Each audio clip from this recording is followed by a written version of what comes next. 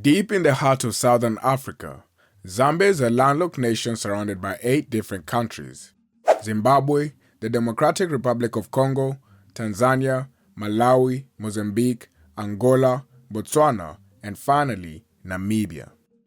Long before colonial borders, this region was home to a rich tapestry of ethnic groups and kingdoms whose diverse political and cultural systems laid the foundation of the modern state of Zambia. Without going too far back into history, we choose to begin our story on the first major European engagement in the late 19th century. This is when a man by the name Cecil Rhodes, a British imperialist, who would soon stamp his name in African history through his relentless determination to expand British influence from Cape to Cairo, set his eyes on this region. In 1891, acting through the British South Africa Company, Rhodes gained control over northwestern Rhodesia based on dubious treaties signed with King Lewanika of Barotseland. This was soon followed by a merger with northeastern Rhodesia in 1899, culminating in the formation of Northern Rhodesia in 1911. More than a decade later, in 1924, it became a protectorate under the British government. Throughout this period, colonial administration appended traditional leadership structures and imposed new economic systems that benefited settlers. Initially, the plan was to attract settler farmers, but upon discovery of large amounts of copper deposits in the northern region in 1928, the objective shifted to mining. This area came to be known as the Copper Belt. In 1953, the two Rhodesias, northern, which is Zambia, and southern, modern-day Zimbabwe, were joined with Nyasaland, present-day Malawi, to form the Central African Federation. This raised concerns, sparking resistance movements in northern Rhodesia and Nyasaland as they feared domination by the minority whites in southern Rhodesia, who had enjoyed internal self-governance since 1923. During this period, Zambia's push for independence gathered momentum. This ushered the formation of the United National Independence Party, UNIP, in 1959 as a defining moment. Led by Kenneth Kaunda and Simon Mwansa Kapwepwe, UNIP emerged from two breakaway parties that had split from the Zambian African National Congress. They opposed the Federation of Rhodesia and Nyasaland, which was finally dissolved in 1963. Shortly after, Zambia moved swiftly towards independence and officially gained it on October 24, 1964.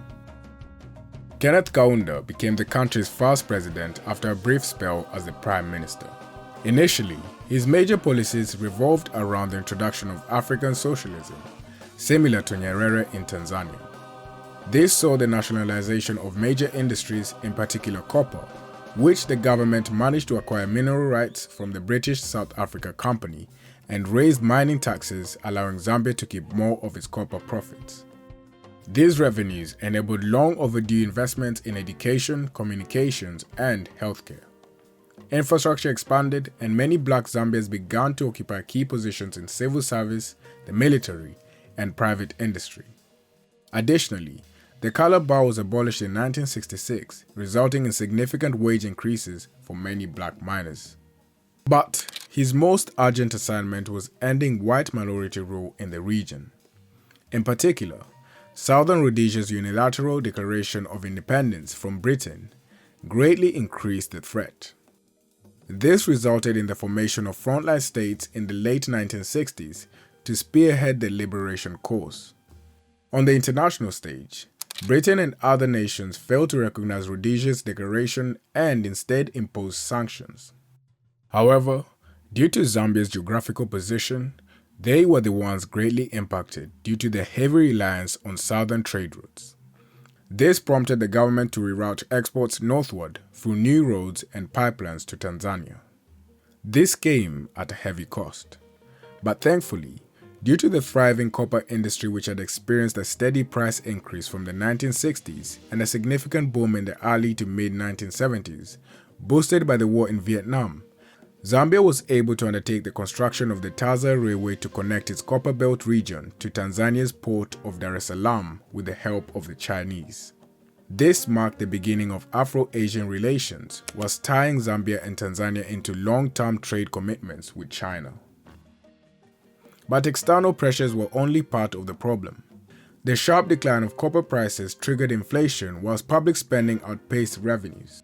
Government borrowing intensified, with corruption and inefficiency spreading within parastatal companies and nationalized industries. As a result, internal pressures mounted, resulting to Kaunda implementing authoritarian measures. Emergency laws were enacted, allowing the detention of opponents without trial. By 1973, Zambia had become a single-party state under UNEP, and soon, the government had taken control over major media outlets. However, part of this pressure was eased off when Portuguese colonies of Angola and Mozambique gained independence in 1975. Lusaka served as a safe haven and headquarters for liberation movements such as South Africa's ANC, Namibia's SWAPO, and Zimbabwe's ZAPO. This role further weakened Zambia's relations with white minority regimes in the region. In particular, Smith's regime carried out military raids on guerrilla camps inside Zambia and disrupted the trade routes. Yet, despite the risk, Zambia stood firm in its resolve to bring down minority-led regimes. Though tensions eased somewhat after 1980 as Zimbabwe gained independence, continued conflicts and South African interference justified the regime's need to tighten control at home under the guise of national security. But more of a concern was the economy. Kaunda called for a pivot to agriculture over mining, launching rural development initiatives to reduce reliance on copper. But these policies were poorly executed, and many Zambians continued migrating to cities where jobs and housing were scarce. High urban poverty, unemployment, and rising living costs led to widespread frustration. When subsidies were partially lifted in 1986 and 1990, food riots erupted. Meanwhile, Zambia's debt was soaring, and by the late 1980s, it had lost IMF support. Discontent spread, especially among students and workers. The tide finally turned in 1991. Mounting pressure led to the end of one-party rule, and in landmark elections, Frederick Chiluba's movement for multi-party democracy, MMD, swept into power, defeating UNEP and reducing it to a political shell. Chiluba's tenure began with reformist optimism, but corruption soon tainted his administration. Efforts to liberalize the economy were undercut by poor governance, and in 1996, constitutional amendments were passed that excluded candidates with foreign-born parents, seen as a move to block Kaunda's attempted return. UNIP boycotted the elections, and Chiluba secured a second term. In 1997, a failed coup by army commandos led to a brief takeover of the national radio station. Kaunda, who was suspected to be behind this, was arrested but later released. Meanwhile, deteriorating economic conditions triggered a massive public sector strike in 2001 that shut down hospitals, schools, and courts. Regionally, conflicts were escalating and Zambia accepted more than 200,000 refugees from Angola and the Democratic Republic of Congo. Chiluba honored term limits and appointed Levi Mwanawasa as his successor. Despite allegations of electoral manipulation, Mwanawasa was sworn in as president in 2002. Determined to restore credibility, Mwanawasa launched an anti-corruption campaign targeting former officials including Chiluba. He also initiated a constitutional review in 2003, though some civil groups boycotted the process, citing transparency issues. Throughout his term, health issues overshadowed Mwanawasa's presidency. After surviving a stroke in 2006, he was re-elected, but a second stroke in 2008 led to his death. Vice President Rupia Banda became acting president and narrowly defeated opposition leader Michael Sata in the 2008 elections called to replace Mwanawasa. In 2011, Sata ran again and won the presidency with over 40% of the vote. His administration saw economic growth but was criticized for suppressing dissent and failing to deliver on key promises. Sata died in 2014 and Vice President Guy Scott became interim president, the first white African leader post-apartheid. He was constitutionally barred from contesting the presidency. Therefore, in 2015, election brought Edgar Lungu of the Patriotic Front to power. Lunga narrowly defeated Hakainde Hichilema of the United Party for National Development. He was then re-elected in 2016.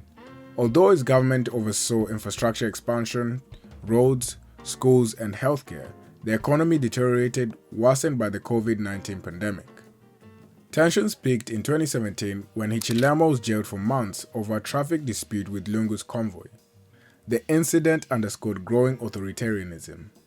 A 2020 constitutional amendment attempt that would have expanded presidential powers was rejected amid public outcry. Finally, in the 2021 general elections, Hichilema got a second run for the presidency and won by a landslide with 57% of the vote, and the UPND securing a parliamentary majority. Lungu conceded peacefully, marking another successful democratic transition. And there you have it, the post-independence history of Zambia to date.